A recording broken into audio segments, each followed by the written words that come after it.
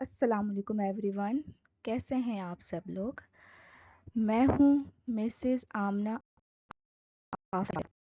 आज का जो हमारा टॉपिक है वो आया था 2022 का।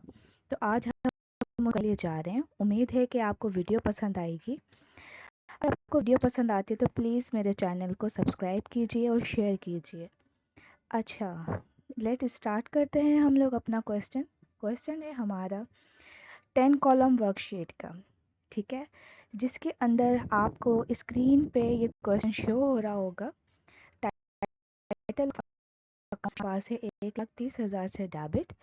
ऑफिस सप्लाईज हमारे पास है 70,000। प्रीपेड रेंट हमारे पास है 1,20,000। इक्विपमेंट हमारे पास है 1,80,000।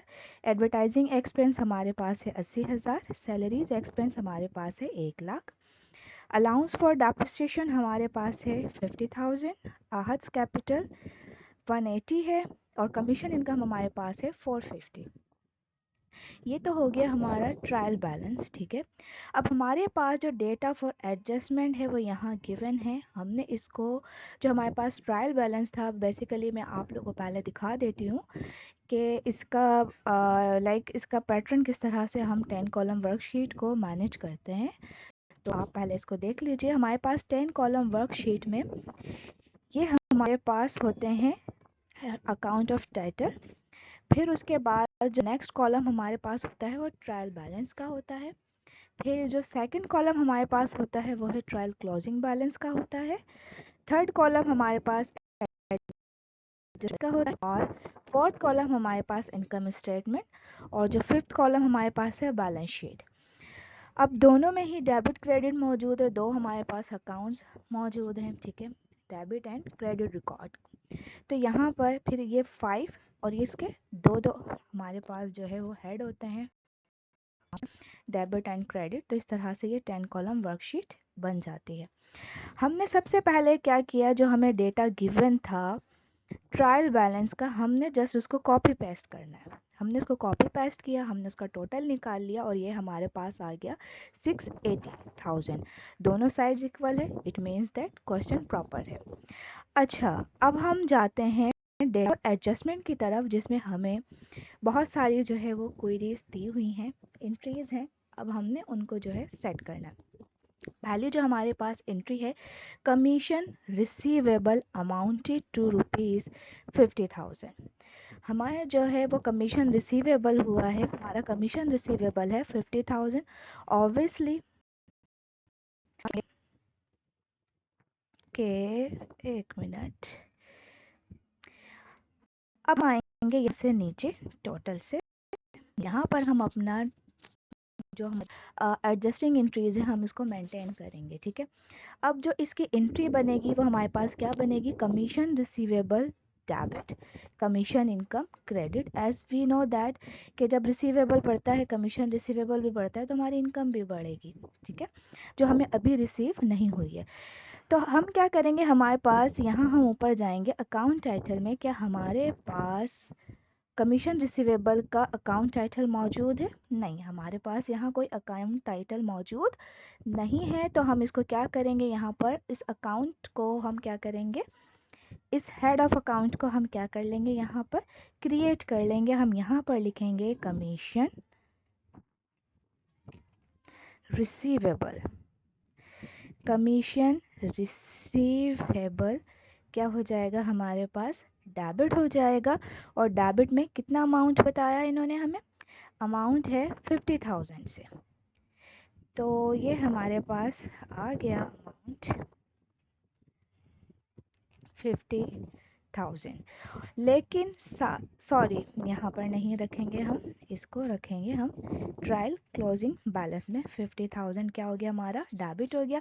लेकिन हमें पता है कि हर एंट्री के टू एस्पेक्ट्स होते हैं, एक डेबिट होता है तो एक क्रेडिट होता है। हमने डेबिट को तो शो कर दिया, लेकिन हमारा क्रेडिट क्या जाएगा, कमीशन इनकम, क्योंकि हमारे अकाउंट टाइटल में कमीशन इनकम मौजूद है।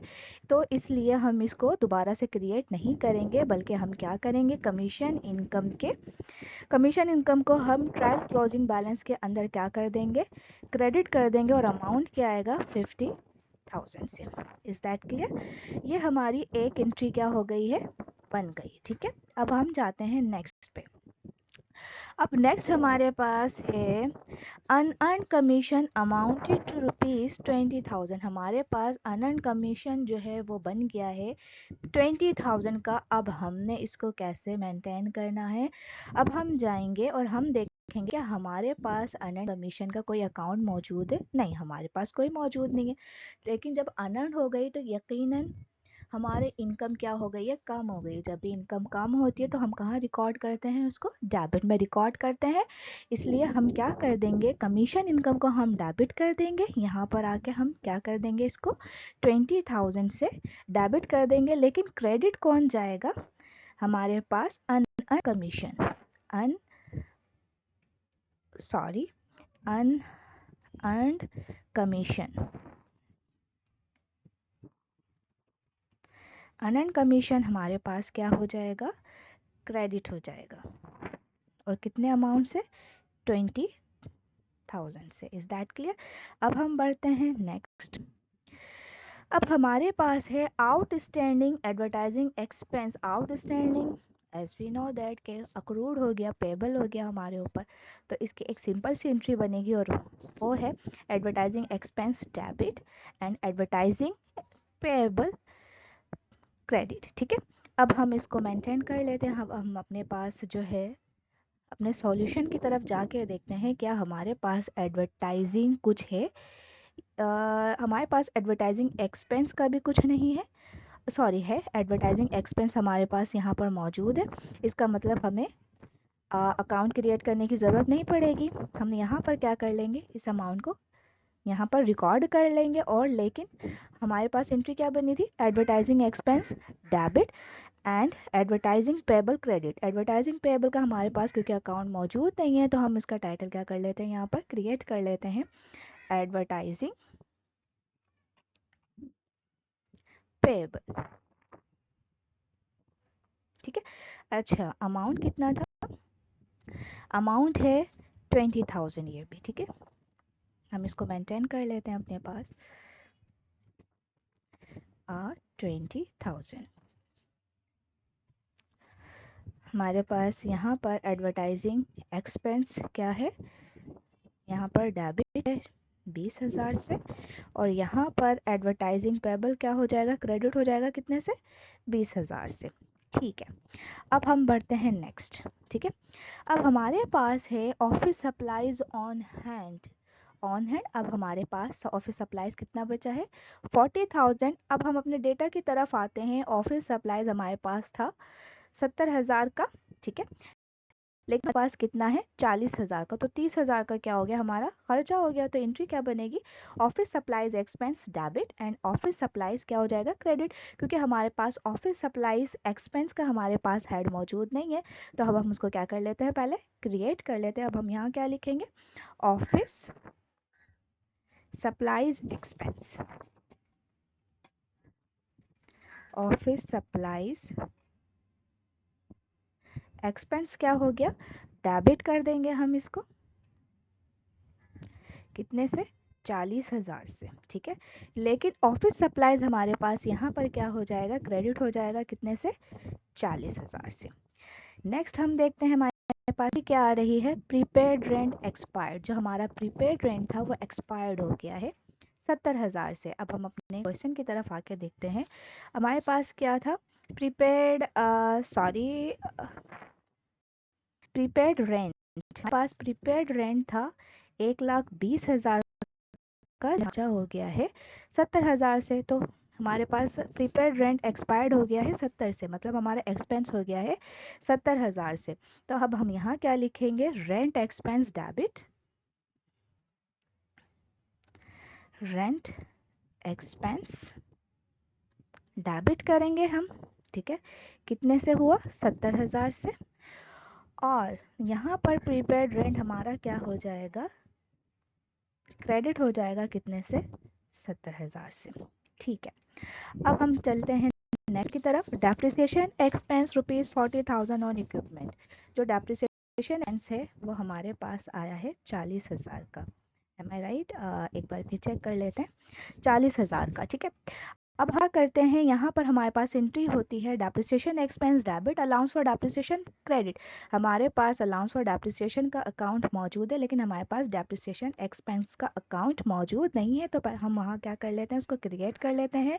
डेप्रिसिएशन डेप्रिसिएशन एक्सपेंस डेबिट कर लेते हैं। 40,000।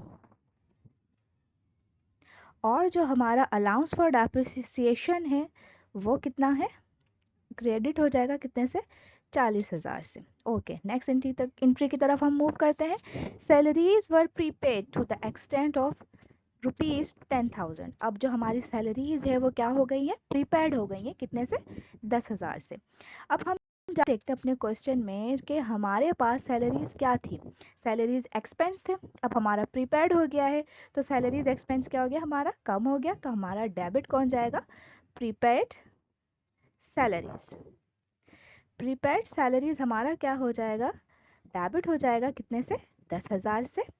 लेकिन जो हमारा सैलरीज एक्सपेंस है वो क्रेडिट हो जाएगा कितने से, 10,000 से। ठीक है, अब हम इनको क्या कर लेते हैं, टोटल कर लेते हैं। अब देखते हैं दोनों का अमाउंट इक्वल आता है या नहीं आता है। ओके,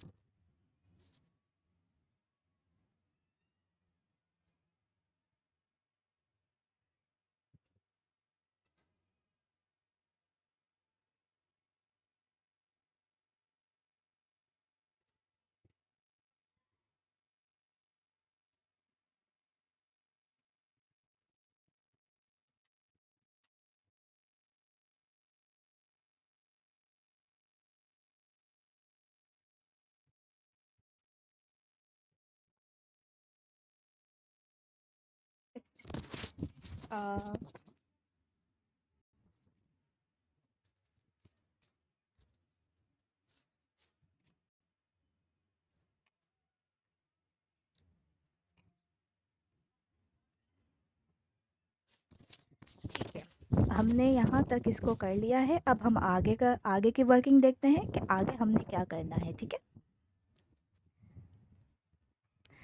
अच्छा जी, अब जो हमारे पास थर्ड कॉलम आता है वो है एडजस्टेड बैलेंस। हमने अपने बैलेंस को क्या करना है, एडजस्ट करना है। ट्रायल बैलेंस और जो ट्रायल क्लोजिंग बैलेंस है, इनको हम क्या करेंगे, यहाँ पर एडजस्ट करेंगे। क्योंकि यहाँ पर देखिए कि ट्रायल क्लोजिंग कैश हमारे पास ट्रायल बैलेंस में मौजूद है, लेकिन क्लोजिंग बैलेंस में मौजूद नहीं है। तो ये डायरेक्टली कितना आ जाएगा, 1,30,000 से। ठीक है, अब ये जो 70,000 डेबिट का है और ये क्रेडिट का है, तो ये हमारे पास ये 40,000 जो है वो क्रेडिट का है। डेबिट क्रेडिट क्या हो जाएगा, लेस हो जाएगा। तो लेकिन डेबिट साइड बड़ी है, ठीक है, 70 में से 40 चले जाएंगे तो हमारे पास यहाँ क्या बचेगा, 30,000 बचेगा। ठीक है, उसके बाद है प्रीपेड रेंट है, 1,20,000 है हमारे पास। 1,20,000 में से 70 चले जाएंगे तो डेबिट साइड बड़ी है, तो 50,000 हमारा यहाँ क्या आ जाएगा, डेबिट आ जाएगा। इक्विपमेंट की कोई मतलब कि ट्रायल बैलेंस में मौजूद है लेकिन ट्रायल क्लोजिंग बैलेंस में मौजूद नहीं है, तो 1,80,000 ये पूरे ऐसे ही आ जाएंगे। एडवर्टाइजिंग एक्सपेंस जो है हमारे पास जो है क्या हुआ था कि 80,000 यहाँ पर है और वहाँ पर भी डेबिट है और यहाँ पर भी डेबिट, और डेबिट डेबिट क्या हो जाएंगे, हमारे प्लस हो जाएंगे। तो 80 और 20 हमारे पास कितने हो जाएंगे, 1,00,000 ये हमारे पास आ जाएंगे। अलाउंस फॉर डेप्रिसिएशन हमारे पास जो था वो, sorry sorry sorry, salaries expense हमारे पास क्या था, 1,00,000, 1,00,000, और यहाँ पर क्रेडिट में मौजूद है 10,000, तो लेस हो जाएगा डेबिट एंड क्रेडिट। तो कितना बचेगा हमारे पास, 90,000, सॉरी, ये हमारे पास आ जाएगा 90,000 से। ठीक है, उसके बाद हम आते हैं अपने अलाउंस फॉर डेप्रिसिएशन के ऊपर, जो कि है 50 और यहाँ पर है हमारे पास 40। तो क्रेडिट में हमारे पास कितना आ जाएगा, 90,000, क्योंकि क्रेडिट क्रेडिट क्या हो जाएंगे, प्लस हो जाएंगे आपस में। अच्छा जी, उसके बाद आते हैं हम नेक्स्ट, वो है आज का कैपिटल। वो एक ही जगह पे मौजूद है ट्रायल बैलेंस में, तो वो डायरेक्टली ऐसे ही आ जाएगा 1,80,000। उसके बाद हमारे पास है कमीशन इनकम 4,50,000, 4,50,000, और ये क्रेडिट हमारे पास मौजूद है 50,000, तो 5,00,000, 5,00,000 में से हमारे पास ये 20,000 जाते हैं, तो हमारे पास क्रेडिट के 5,00,000 में से भी 4,80,000, ये हमारा हो गया 4,80,000। अब हम नीचे आते हैं और ये हमारे पास यहाँ पर मौजूद है डेबिट में 50,000 मौजूद है, क्रेडिट में हमारे पास यहाँ पर 20,000 मौजूद है, फिर क्रेडिट में हमारे पास मौजूद है 20,000, फिर हमारे पास डेबिट में मौजूद है 40,000, फिर हमारे पास डेबिट में मौजूद है 70,000, फिर हमारे पास डेबिट है 40,000, फिर हमारे पास डेबिट है 10,000। ठीक है, अब हम इनका क्या कर लेते हैं, टोटलिंग कर लेते हैं, देखते हैं इक्वल आता है या नहीं आता है, हमने क्या किया है देखते हैं। Okay, I think you are enjoying. Okay, आप बोर तो नहीं हो रहे? अगर आपको मेरा स्टाइल बोर लगता है तो आप मुझे कमेंट कर सकते हैं प्लीज़। ओके,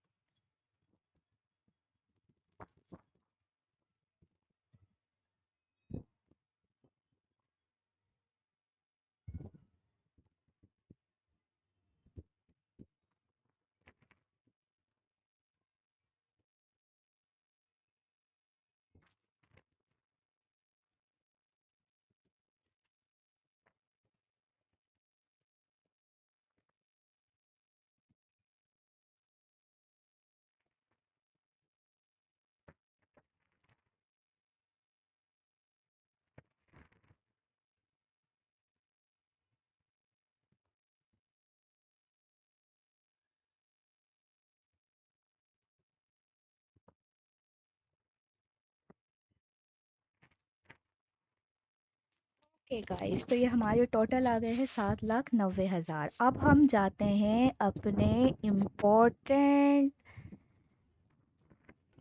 प्रोसेस के ऊपर। ठीक है, ये तो इतना काम तो थोड़ा सा सिंपल था, लेकिन ये भी सिंपल है, डोंट वरी, आप इसको भी इंजॉय करेंगे। अच्छा, उसके बाद आता है इनकम स्टेटमेंट और बैलेंस शीट। अब हमने क्या करना है कि यहाँ पर जो एडजस्टेड बैलेंस को हमने देखना है, और यहाँ पर हमने डिसाइड करना है। एक मिनट, मैं ज़रा पहले इसको अन्य सबको जो है वो टेबल को जो है टेबल प्रॉपर से क्रिएट कर लेते हैं, ताकि हम जो है परेशान ना हो, हमसे कोई चीज़ मिस ना हो जाए। पहले ज़रा मैं इसको कर लेती हूँ टेबल को प्रॉपर फॉर्म। अच्छा जी, अब आते हैं, अब हम अपने बैलेंस शीट के ऊपर और इनकम स्टेटमेंट के ऊपर आते हैं।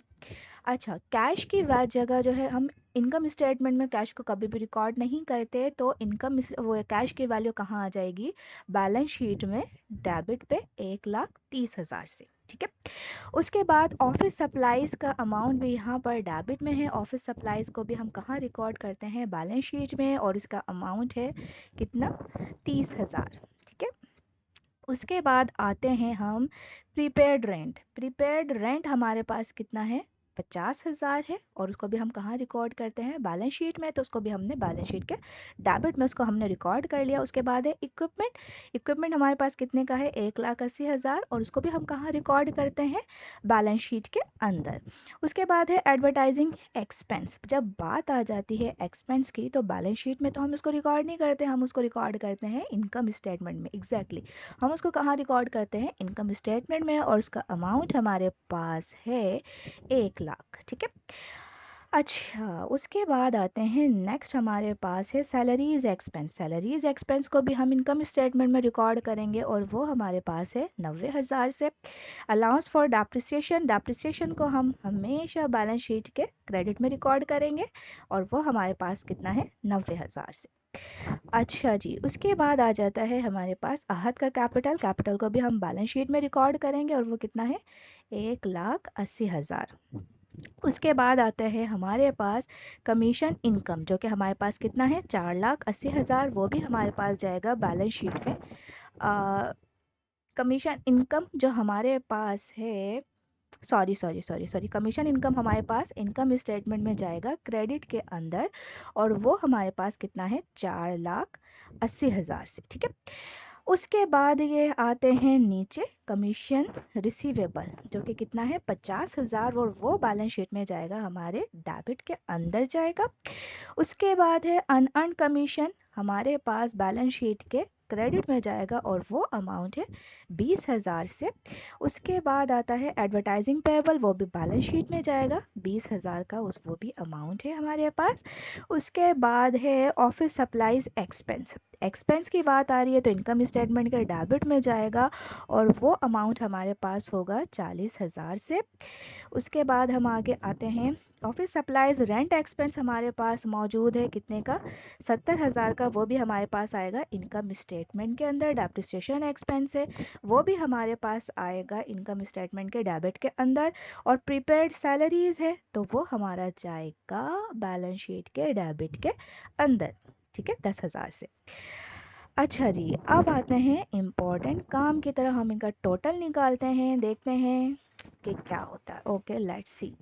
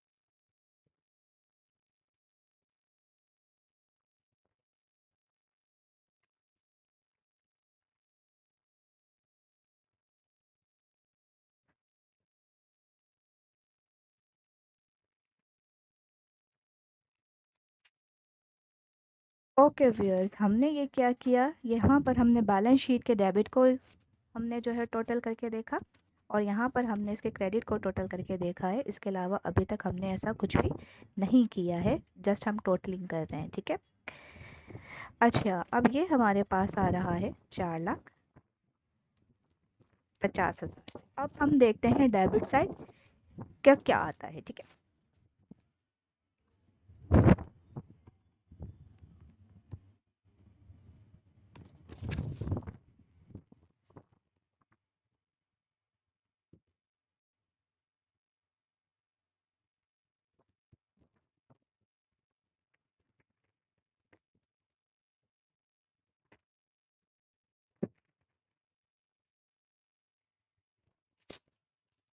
ओके, ये हमारी साइड है 3,40,000 से, ठीक है।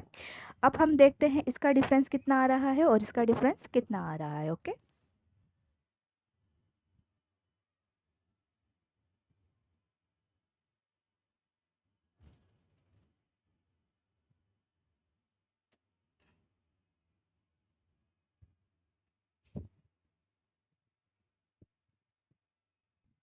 ओके गाइस, तो ये जो हमारा डिफरेंस आ रहा है 1,40,000, 1,40,000 का डिफरेंस आ रहा है। अगर हम यहाँ पर कर देते हैं 1,40,000, और यहाँ पर क्रेडिट में हम कर देंगे 1,40,000, ठीक है। तो ये हमारा टोटल क्या हो जाएगा, इक्वल, ठीक है। तो ये हमारे पास है इनकम, क्या चीज़ आ जाएगी हमारे पास, इनकम आ जाएगी, ठीक है। तो ये हमारी टोटलिंग क्या हो जाएगी, इक्वल हो जाएगी। तो इस तरह से आपका ये क्वेश्चन क्या हो जाता है, सॉल्व।